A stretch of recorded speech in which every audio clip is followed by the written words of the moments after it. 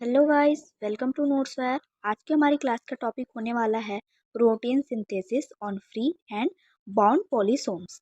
ठीक है, तो इसमें हम प्रोटीन का जो संश्लेषण होता है वो किस प्रकार से होता है उसको जानेंगे और बाउंड पॉलीसोम्स के बारे में भी हम बात करेंगे। ठीक है, तो ये इसका साइनॉप्सिस है 8 पॉइंट का, इसको आप लोग बना लीजिएगा। हम स्टार्ट करेंगे इंट्रोडक्शन से। प्रोटीन सिंथेसिस एक जटिल जैविक प्रक्रिया है जिसमें डीएनए की जेनेटिक इंफॉर्मेशन को आरएनए के माध्यम से डिकोड करके प्रोटीन का निर्माण किया जाता है। ठीक है, प्रोटीन सिंथेसिस क्या है? प्रोटीन का निर्माण की एक प्रक्रिया है। कौन सी प्रक्रिया है? प्रोटीन निर्माण की जैविक प्रक्रिया है। ठीक है, जो कि डीएनए की जो जेनेटिक इंफॉर्मेशन होती है डीएनए में, ठीक है, उसको आरएनए के माध्यम से डिकोड करती है और उसके बाद प्रोटीन का है निर्माण करती है ये। ठीक है, ये हो गया प्रोटीन सिंथेसिस का जो बेसिक इंट्रोडक्शन है। ठीक है, इस प्रक्रिया में राइबोसोम मुख्य भूमिका निभाते हैं जो ट्रांसलेशन द्वारा अमीनो एसिड को जोड़कर पॉलीपेप्टाइड चेन्स बनाते हैं। इनमें कौन इंपॉर्टेंट रोल प्ले करता है? राइबोसोम। ठीक है, जो क्या करता है, ट्रांसलेशन द्वारा अमीनो एसिड को कंबाइन करता है, जोड़ने का काम करता है और क्या बनाता है? पॉलीपेप्टाइड चेन बनाता है। ठीक है, ये हो गया इंट्रोडक्शन। अब हम देखेंगे डेफिनेशन प्रोटीन सिंथेसिस का। ठीक है, प्रोटीन सिंथेसिस वह प्रोसेस होती है जिसमें एमआरएनए की जेनेटिक इंफॉर्मेशन को डिकोड करके अमीनो एसिड से को जोड़कर पॉलीपेप्टाइड चेन बनाई जाती है। प्रोटीन सिंथेसिस कैसी जैविक प्रक्रिया है? जो एमआरएनए की जेनेटिक इंफॉर्मेशन जो एमआरएनए में उपस्थित होती है उसको क्या करती है? डिकोड करती है और अमीनो एसिड से ये कनेक्ट कर देती है, यानी कि जोड़ देती है। ठीक है, और उससे क्या होता है? पॉलीपेप्टाइड चेन बनाई जाती है। ठीक है, तो पॉलीपेप्टाइड चेन बनाई जाती है, इसको आप याद रखिएगा। पॉलीपेप्टाइड चेन किससे बनाई जाती है? अमीनो एसिड को जोड़कर। ठीक है, अगर आपको स्टडी वगैरह की नीड होगी गाइस तो यहाँ पे कॉन्टैक्ट नंबर है, इस पे आप कॉन्टैक्ट कर सकते हो और आपको वहाँ से स्टडी नोट प्रोवाइड हो जाएंगे। ठीक है, नेक्स्ट डेफिनेशन है फ्री पॉलीसोम का। फ्री पॉलीसोम्स राइबोसोम होते हैं जो साइटोप्लाज्म के में स्वतंत्र रूप से मौजूद रहते हैं और साइटोप्लाज्मिक न्यूक्लियर, माइटोकॉन्ड्रियल तथा पेरोक्सिमल प्रोटीन का निर्माण करते हैं। ठीक है, फ्री पॉलीमम्स क्या होते हैं? पॉलीसोम्स क्या होते हैं? राइबोसोम का एक टाइप होता है, यानी कि राइबोसोम ही होता है जो कि क्या करता है? साइटोप्लाज्म में फ्री रूप से मौजूद होते हैं, यानी कि फ्रीली मौजूद होते हैं और ये क्या करते हैं? साइटोप्लाज्मिक न्यूक्लियर, माइटोकॉन्ड्रियल तथा पेरोक्सिमल प्रोटीन का फॉर्मेशन करने का काम करते हैं। ठीक है, जो फ्री पॉलीसोम्स है वो इन सारे टाइप के प्रोटीन का फॉर्मेशन करने का काम करते हैं। ठीक है, नेक्स्ट है बॉन्ड पॉलीसोम्स। बॉन्ड पॉलीसोम्स वे राइबोसोम्स होते हैं जो रफ एंडोप्लाज्मिक रेटिकुलम की सतह से जुड़े होते हैं और secretary protein, plasma membrane protein तथा लाइसोसोमल प्रोटीन का संश्लेषण करते हैं। अब हम देख रहे हैं बाउंड प्रोटीन। ये क्या होता है? एक संयोजित प्रकार के पॉलीसोम्स होते हैं। ठीक है, ये एक संयोजित प्रकार के पॉलीसोम होते हैं, यानी कि जुड़े हुए राइबोसोम होते हैं। ठीक है, पॉलीसोम क्या है? एक तरह से राइबोसोम ही है, हमने पहले भी पढ़ा। जो क्या करते हैं? रफ एंडोप्लाज्मिक रेटिकुलम की जो सतह होती है उस पे ये जुड़े हुए होते हैं। ठीक है, और ये secretary protein, plasma membrane protein तथा लाइसोसोमल प्रोटीन का फॉर्मेशन करते हैं। ठीक है, इस टाइप के ये 3 टाइप के प्रोटीन्स का फॉर्मेशन करते हैं। कौन? बॉन्ड पॉलीसोम्स, जो कि राइबोसोम का एक टाइप है, यानी कि राइबोसोम ही है। ठीक है, नेक्स्ट है पॉलीराइबोसोम। यह वह स्ट्रक्चर होती है जिसमें एक एमआरएनए कई राइबोसोम्स जुड़े होते हैं तथा एक ट्रांसलेशन की प्रक्रिया को पूरा करते हैं। ये ऐसी संरचना होती है, ऐसा स्ट्रक्चर ये होता है। कौन सा? पॉलीराइबोसोम, जो कि एक एमआरएनए से कई राइबोसोम से कनेक्टेड होता है, यानी कि इसमें एक आरएनए से डिफरेंट डिफरेंट टाइप के बहुत सारे राइबोसोम से जुड़े होते हैं। ठीक है, तथा इसमें ट्रांसलेशन की प्रक्रिया को पूर्ण करता है। ठीक है, ये एक साथ ही ट्रांसलेशन के जो प्रोसेस होते हैं उसको कंप्लीट करता है। नेक्स्ट है free polysomes and their role in protein synthesis. ठीक है, फ्री पॉलीसोम्स साइटोसोम में स्वतंत्र रूप से पाए जाते हैं और ऐसे प्रोटीन का संश्लेषण करते हैं जिन्हें कोशिका के अंदर ही उपयोग किया जाना होता है। ये क्या करते हैं? फ्री पॉलीसोम्स साइटोप्लाज्म में फ्री तरीके से फ्री रूप से पाए जाते हैं। ठीक है, और ऐसे ऐसे प्रोटीन का फॉर्मेशन करते हैं जो कि सेल के अंदर ही यूज़ किया जाता है। ठीक है, इनका कार्य विशेष रूप से साइटोसोलिक, न्यूक्लियर, माइटोकॉन्ड्रियल और पैरो पैरोक्सीसोमल प्रोटीन का निर्माण करना होता है। जो फ्री पॉलीसोम्स होते हैं उनका इम्पॉर्टेंट वर्क जो है क्या होता है, साइटोसोलिक, न्यूक्लियर, माइटोकॉन्ड्रियल और पैरोक्सीसोमल प्रोटीन का निर्माण करना होता है। ठीक है, फर्स्ट है इसमें साइटोसोलिक प्रोटीन। हम देख जानेंगे कि साइटोसोलिक प्रोटीन क्या होता है। वे प्रोटीन जो साइटोप्लाज्म में ही कार्य करते हैं, जैसे कि ग्लाइक ग्लाइकोलिसिस एंजाइम, साइटोस्केलेटन प्रोटीन जैसे कि एक्टिन और ट्यूबुलिन और मेटाबॉलिक एंजाइम्स। ठीक है, ये जो साइटोप्लाज्मिक प्रोटीन होते हैं वो क्या करते हैं, साइटोप्लाज्म में ही कार्य करते हैं, यानी कि जो सेल होता है उसके अंदर ही कार्य करते हैं। ठीक है, इसमें ये सारे इसके टाइप्स दिए गए हैं जो साइटोप्लाज्म होते हैं उनके, जैसे कि ग्लाइकोलाइसिस, स्केलेटन स्केलोस्केलेटन प्रोटीन वगैरह है ना। इसमें दो प्रोटीन आते हैं, इसमें एक्टिन और ट्यूब्यूलिन। ठीक है, इस प्रकार से साइटोसोलिक प्रोटीन होता है और उसका वर्क होता है। ठीक है, सेकंड है न्यूक्लियर प्रोटीन। वे प्रोटीन जो न्यूक्लियस में ही कार्य करते हैं, जैसे कि DNA polymers, RNA polymers, histones और transcription factors. Nuclear localization signal की सहायता से ये प्रोटीन न्यूक्लियस में प्रवेश करते हैं। अब न्यूक्लियर प्रोटीन से आप क्या समझते हो, ऐसे प्रोटीन जो क्या करते हैं न्यूक्लियस के अंदर यानी कि नाभिक के अंदर जो है अपना जो भी फंक्शन है उसको कंप्लीट करते हैं, जैसे कि DNA polymers, RNA polymers, histone, transcription factor, ये सारे प्रोटीन्स। ठीक है, न्यूक्लियर लोकलाइजेशन सिग्नल की हेल्प से क्या करते हैं, प्रोटीन न्यूक्लियस में प्रवेश करते हैं। ये वाले जो प्रोटीन है वो किसकी हेल्प से न्यूक्लियस में इंटर करते हैं, न्यूक्लियर लोकलाइजेशन सिग्नल की हेल्प से। नेक्स्ट है माइटोकॉन्ड्रियल प्रोटीन। माइटोकॉन्ड्रिया में कार्य करने वाले प्रोटीन जो एटीपी उत्पादन और इलेक्ट्रॉन ट्रांसपोर्ट चेन में हेल्पफुल होते हैं, इन्हें माइटोकॉन्ड्रियल टारगेटिंग सीक्वेंस द्वारा माइटोकॉन्ड्रिया तक पहुंचाया जाता है।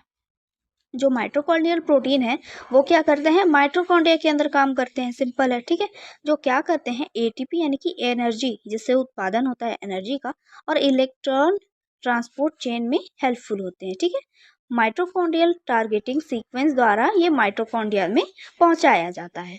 कौन सा क्या पहुंचाया जाता है, माइटोकॉन्ड्रियल प्रोटीन। ठीक है, ये इनका जो मोस्ट इंपॉर्टेंट वर्क है वो क्या है, एटीपी का फॉर्मेशन करना। नेक्स्ट है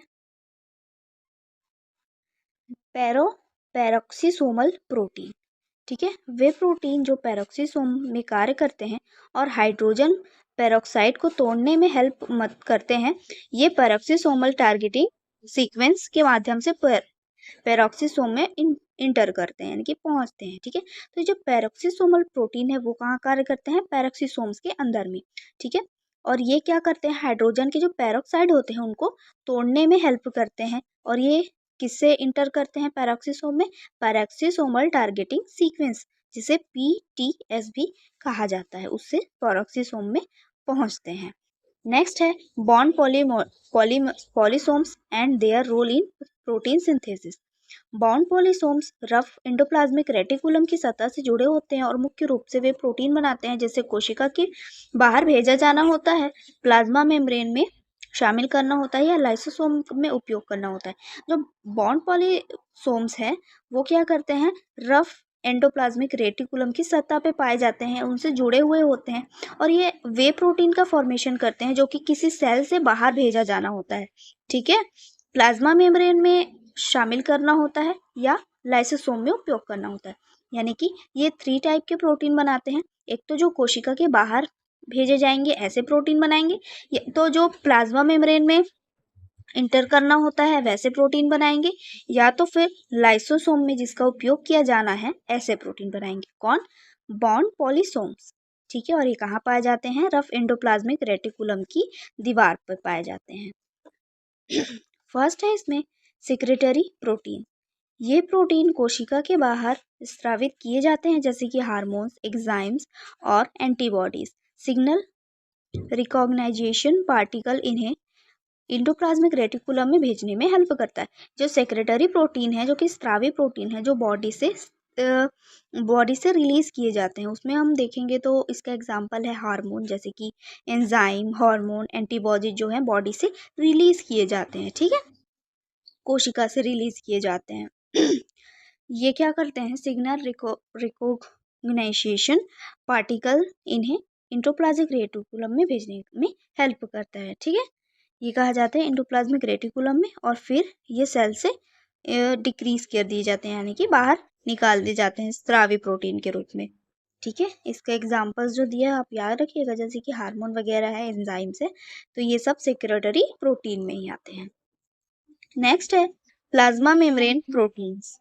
वे प्रोटीन जो कोशिका की झिल्ली में स्थित होते हैं और परिवहन, संकेतन तथा संचार में सहायता करते हैं, जैसे रिसेप्टर्स, आयन चैनल्स और ट्रांसपोर्टेटर्स, ठीक है। यानी कि जो प्लाज्मा मेम्ब्रेन प्रोटीन होते हैं वो क्या करते हैं, प्लाज्मा मेम्ब्रेन की मेम्ब्रेन में स्थित होते हैं, यानी कि कोशिका की जो झिल्ली होती है उसमें पाए जाते हैं, और ये ट्रांसपोर्टेशन करते हैं, सिग्नलिंग कर काम करते हैं, और ये जो संचार में भी काफ़ी हेल्प करते हैं, ठीक है। जैसे कि इसका एग्जाम्पल है रिसेप्टर, आयन चैनल्स और ट्रांसपोर्टर्स, ठीक है। ये क्या होते हैं, प्लाज्मा मेम्ब्रेन प्रोटीन। नेक्स्ट है लाइसोसोमल प्रोटीन। ये एंजाइम होते हैं जो सेलुलर अपशिष्ट को नष्ट करने में हेल्प करते हैं। इन प्रोटीन को मेनोस 6 फॉस्फेट टैग के नाम से लाइसोसोम में भेजा जाता है। यानी कि जो लाइसोसोमल प्रोटीन होते हैं वो क्या करते हैं, सेल के अंदर जो पाए जाने वाला कुछ अनवांटेड पदार्थ है जो सेल के लिए हानिकारक होता है, या जो सेल में ही बना हुआ जो अपशिष्ट पदार्थ है उसको ये क्या करता है, नष्ट करने का काम करता है। और साथ में इस प्रोटीन को मेनोस 6 फास्फेट टैग के नाम से लाइसोसोम में भेजा जाता है। कौन से प्रोटीन को, लाइसोसोमल प्रोटीन को, ठीक है। नेक्स्ट है mechanism of protein targeting and transport. यह प्रक्रिया कोशिका के भीतर प्रोटीन संश्लेषण, संशोधन, पैकेजिंग और लक्ष्य स्थान तक उनके परिवहन को दर्शाती है। इनमें मुख्य रूप से endoplasmic reticulum, Golgi complex, trans Golgi network और प्लाज्मा मेम्ब्रेन की भूमिका होती है, ठीक है। जो मैकेनिज्म होता है प्रोटीन टारगेटिंग एंड ट्रांसपोर्ट का, वो क्या करती है, सेल के भीतर प्रोटीन का जो सिंथेसिस है और उनका मॉडिफिकेशन, उनकी पैकेजिंग होती है। जो पैकेज एक तरह से पैकेजिंग होकर जो प्रोटीन होता है, बना हुआ प्रोटीन, उसको सेल के डिफरेंट डिफरेंट ऑर्गेनेल्स तक पहुंचाने का कार्य करती है। कौन सा mechanism, protein targeting and transport का मैकेनिज्म, ठीक है। इसमें मुख्य रूप से एंडोप्लाज्मिक रेटिकुलम, गोल्जी कॉम्प्लेक्स जैसे और ट्रांस गोल्जी नेटवर्क और प्लाज्मा मेम्ब्रेन की इंपॉर्टेंट रोल होता है, ठीक है। तो ये जो सारे ऑर्गेनेल्स पाए जाते हैं सेल के अंदर में, ये इंपॉर्टेंट रोल प्ले करते हैं मैकेनिज्म में प्रोटीन के टारगेटिंग, और हमने अभी पढ़ा mechanism of protein targeting and transport में ये जो ऑर्गेनेल्स होते हैं ये हेल्प करते हैं। नेक्स्ट हम देखेंगे stages of the process. First stage है प्रोटीन सिंथेसिस, ठीक है। नाभिक यानी कि न्यूक्लियस से एमआरएनए निकलता है, और यह एक रफ एंडोप्लाज्मिक रेटिकुलम पर स्थित राइबोसोम द्वारा पढ़ा जाता है। क्या होता है, जो न्यूक्लियस होता है उसे एमआरएनए निकलता है, और ये क्या करता है, एक रफ एंडोप्लाज्मिक रेटिकुलम होता है उस पे स्थित राइबोसोम द्वारा रीड किया जाता है। यहाँ पर प्रोटीन का संश्लेषण होता है और यह एंडोप्लाज्मिक रेटिकुलम में प्रविष्ट हो जाता है। यानी कि इसी प्रोटीन सिंथेसिस के फर्स्ट स्टेज में ही प्रोटीन का संश्लेषण होता है, और ये कहा जाता है एंडोप्लाज्मिक रेटिकुलम में प्रविष्ट भेज दिया जाता है ना। सेकेंड है transport from endoplasmic reticulum to Golgi, ठीक है। संश्लेषित प्रोटीन को एंडोप्लाज्मिक रेटिकुलम से वेसिकल्स के माध्यम से गोल्जी कॉम्प्लेक्स की ओर भेजा जाता है। यानी कि जो संश्लेषित प्रोटीन है, जो हमने फर्स्ट स्टेज में देखा जो प्रोटीन बना, वो एंडोप्लाज्मिक रेटिकुलम में एंटर किया था, ठीक है। अब एंडोप्लाज्मिक रेटिकुलम से वेसिकल्स की हेल्प से ये कहा जाता है गोल्जी कॉम्प्लेक्स में भेज दिया जाता है, ठीक है। ये एक डायग्राम है, आप लोग डायग्राम को देख सकते हैं, ठीक है। यहाँ पे वेसल्स दिए गए हैं जिससे क्या करता है, प्रोटीन एंडोप्लाज्मिक रेटिकुलम से गोल्जी बॉडी में भेज दिया जाता है। इस प्रकार से कुछ इसका वो होता है, रास्ता होता है इस तरह से प्रोटीन के गोल्जी बॉडी में जाने का, ठीक है। अब हम देखेंगे modification in Golgi complex. Golgi complex में प्रोटीन का ग्लाइकोसाइलेशन और अन्य आवश्यक संशोधन यानी कि मॉडिफिकेशन होते हैं, जिसे ट्रांस गोल्जी नेटवर्क में वर्गीकृत किया जाता है। अब गोल्जी कॉम्प्लेक्स में प्रोटीन आ गया, ठीक है। अब प्रोटीन को क्या होगा, ग्लाइकोलाइजेशन द्वारा और अन्य संशोधन यानी कि इसमें और ज़्यादा मॉडिफिकेशन किया जाता है प्रोटीन में, ठीक है, और इन्हें ट्रांस गोल्जी नेटवर्क में वर्गीकृत किया जाता है, ठीक है। ये हो गया इसका थर्ड स्टेज। फर्स्टली कहा गया प्रोटीन का निर्माण हुआ, उसके बाद वो एंडोप्लाज्मिक रेटिकुलम में गया, उसके बाद उसे वहां से वेसिकल्स के द्वारा कहाँ भेजा गया, गोल्जी कॉम्प्लेक्स में, और गोल्जी कॉम्प्लेक्स से ये ग्लाइकोसाइलेशंस द्वारा और अन्य मॉडिफिकेशन के द्वारा कंप्लीट होकर इसे ट्रांस गोल्जी नेटवर्क, जिसे TGN भी कहते हैं, में इसे डिफाइन कर दिया गया, यानी कि वर्गीकृत कर दिया गया। नेक्स्ट स्टेज है transport from Golgi to target. संशोधन प्रोटीन की स्रावी वेसिकल्स में पैक किया जाता है। ये वेसिकल्स प्लाज्मा मेम्ब्रेन से फ्यूज हो जाते हैं और प्रोटीन को कोशिका के अंदर या बाहर रिलीज किया जाता है। तो ठीक है, जो संशोधित प्रोटीन है, थर्ड स्टेज में जो प्रोटीन का मॉडिफिकेशन वगैरह हो जाता है, जो प्रोटीन है वो क्या करता है, सेक्रेटरी वेसल्स में पैक कर दिया जाता है, ठीक है, यानी कि सेक्रीशन के लिए उसे पैक कर दिया जाता है। ये वेसिकल्स क्या करते हैं, प्लाज्मा मेम्ब्रेन से फ्यूज हो जाते हैं और प्रोटीन की कोशिका के अंदर या बाहर रिलीज कर दिया जाता है। इस प्रकार से जो वेसिकल्स हैं वो फ्यूज हो जाते हैं और जो प्रोटीन का फॉर्मेशन हुआ था पैकेट में जो पैक किया गया था, पैकेजिंग हुआ था, उसको क्या करते हैं, कोशिका के अंदर या कोशिका के बाहर वो रिलीज कर दिया जाता है, जिस प्रकार से भी उसका वर्क करना होता है, ठीक है। यदि एक ग्लाइकोसाइलेटेड स्रावी प्रोटीन है तो यह कोशिका के बाहर रिलीज होता है, ठीक है। अगर क्या होता है, एक ग्लाइकोसाइलेटेड स्रावी प्रोटीन यानी कि सिक्रेशन करने वाला जो प्रोटीन है, तो ये क्या करेगा, कोशिका से बाहर रिलीज होगा, क्योंकि उसको सिक्रेशन करना होता है, ठीक है। हम देखेंगे नेक्स्ट इंपॉर्टेंस। यह प्रक्रिया कोशिका में प्रोटीन को सही स्थान तक पहुंचाने में मदद करती है। कौन सी प्रक्रिया, मैकेनिज्म इसका, ठीक है। हार्मोन, एंजाइम और अन्य स्रावी प्रोटीन का कुशलतापूर्वक संश्लेषण और वितरण सुनिश्चित होता है, ठीक है। ये प्रक्रिया जो है कोशिका में प्रोटीन को सही उसके राइट जगह पर पहुंचाकर उसे अपना कार्य करने में हेल्प करती है, और साथ में जो हार्मोन होते हैं, एंजाइम होते हैं और अन्य जो सेक्रेटरी प्रोटीन्स पाए जाते हैं सेल में, उनको अच्छे से संश्लेषण यानी कि उनका फॉर्मेशन, उनका जो डिस्ट्रीब्यूशन है उसको करने में भी हेल्प करती है। कोशिका झिल्ली और बाहरी वातावरण के बीच संचार में सहायता मिलती है। जो कोशिका झिल्ली होती है, प्लाज्मा मेम्ब्रेन, और जो बाहरी इन्वायरमेंट होता है, उनके बीच कुछ टाइप का जो संचार होता है, उस प्रकार उसमें भी वो काफ़ी ज़्यादा हेल्प करती है, ठीक है। नेक्स्ट है importance of free and bound polysomes in cellular function. First है इसमें cellular function and regulation. Free और बाउंड पॉलीसोम्स कोशिका के लिए आवश्यक प्रोटीन का उत्पादन करते हैं, जिससे कोशिका की कार्य क्षमता जो है बनी रहती है, ठीक है। क्या करते हैं फ्री और बाउंड पॉलीसोम्स, सेल के लिए इंपॉर्टेंट प्रोटीन का फॉर्मेशन करते हैं, जिससे जो सेल होती है उसका जो वर्क करने की क्षमता है वो बनी रहती है। नेक्स्ट है intracellular and extracellular protein balance. Free polysomes कोशिका के अंदर कार्य करने वाले प्रोटीन बनाते हैं, जबकि बाउंड पॉलीसोम्स कोशिका के बाहर उपयोग होने वाले प्रोटीन का निर्माण करते हैं, ठीक है। तो अब यहाँ पे हमें डिफरेंस देखने को मिलेगा फ्री पॉलीसोम्स और बॉन्ड पॉलीसोम्स में, ठीक है। तो आप लोग ध्यान से सुनिएगा। कोशिका के अंदर कार्य करने वाला प्रोटीन कौन बनाता है, फ्री पॉलीसोम्स, जो कोशिका के अंदर ही रह के अपना कार्य करेगा, जबकि जो कोशिका के बाहर उपयोग होने वाला प्रोटीन है उसका फॉर्मेशन कौन करता है, बॉन्ड पॉलीसोम्स, ठीक है। इस प्रकार से इनका फॉर्मेशन होता है। नेक्स्ट हम देखेंगे role in biotechnology and medicine. Bound polysomes के माध्यम से सेक्रेटरी प्रोटीन का उपयोग दवाओं और जैव प्रौद्योगिकी में किया जाता है, जैसे मोनोक्लोनल एंटीबॉडीज और रिकॉम्बिनेंट प्रोटीन, ठीक है। जो मेडिसिन का उत्पादन है, फॉर्मेशन किया जाता है जो, और जैव प्रौद्योगिकी में क्या होता है, बॉन्ड पॉलीसोम्स का यूज होता है, जिससे कि मोनोक्लोनल एंटीबॉडी किसी भी जीव के बॉडी में अगर हमें एंटीबॉडीज इंजेक्ट करनी होती है तो इस प्रकार से एंटीबॉडीज़ का फॉर्मेशन होता है। रिकॉम्बिनेंट प्रोटीन्स का भी निर्माण बाउंड पॉलीसोम्स के द्वारा ही किया जाता है। ठीक है, इस प्रकार से जो बायोटेक्नोलॉजी है और मेडिसिन के क्षेत्र में भी बाउंड पॉलीसोम्स का इम्पोर्टेंस है।